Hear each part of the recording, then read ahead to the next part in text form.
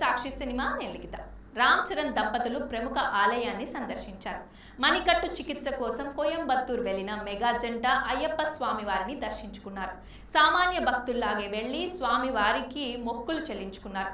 ఈ సందర్భంగా దర్శనం అనంతరం ఆలయ అధికారులు రామ్ చరణ్ దంపతులతో ఫోటోలు దిగారు. దీనికి సంబంధించిన పిక్ నెట్టింట వైరల్ గా మారాయి. ఇటీవల పెద్ద సినిమాతో హిట్ కొట్టిన రామ్ చరణ్ ప్రస్తుతం కోయంబత్తూరులో ఉన్నారు. 2 రోజుల క్రితమే తనకు మణికట్టు సర్జరీ విజయవంతంగా పూర్తయింది. ప్రముఖ గంగా ఆసుపత్రిలో ఆయన చికిత్స తీసుకున్నారు. దీనికి సంబంధించిన ఫోటోలు కూడా రిలీజ్ చేశారు. 8 వారాల పాటు విశ్రాంతి అవసరమని, తర్వాత ఫిజియోథెరపీ ప్రారంభించాలని వైద్యులు సూచించారట.